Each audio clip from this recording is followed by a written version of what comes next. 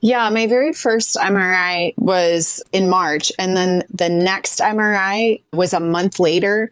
And the neurologist even said there's a 50% reduction of your lesion.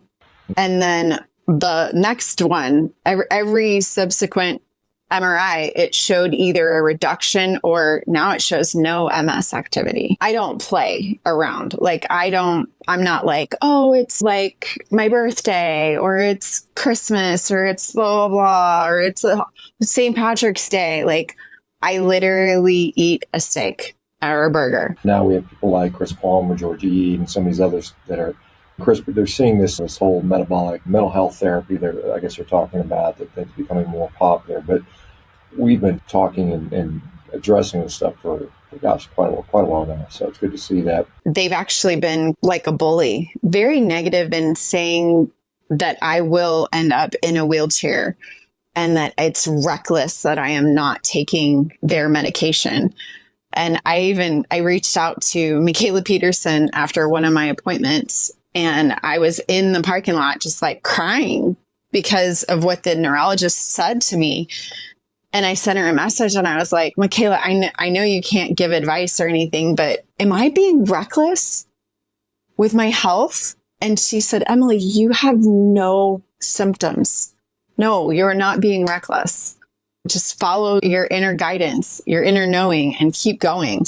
And I kept doing that regardless of the bleak outlook that the neurologist gave me, saying that I was going to be in a wheelchair. And who knows? It's been 5 years. Who knows? Still the same thing. Hey, you've been 3 years symptom free, and yet you're going to be in a wheelchair if you don't take. Yep. Honestly, I really enjoy feeling good.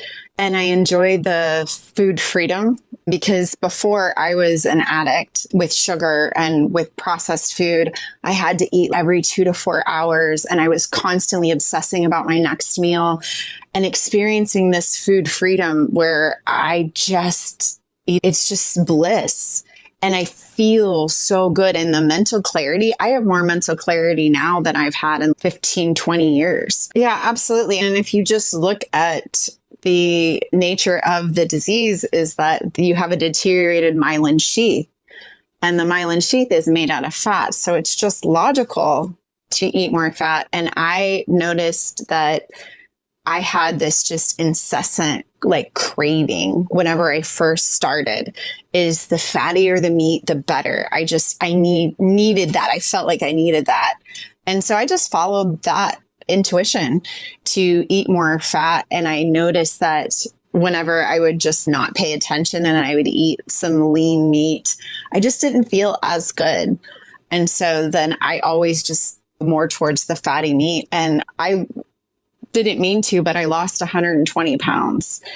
And so that was also something that really shocked me, was the amount of high fat that I ate.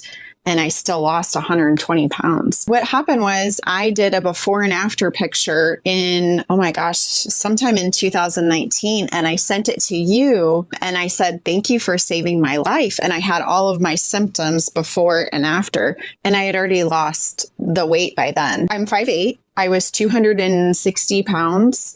And now I got down to 130. Now I'm very comfortable at 140.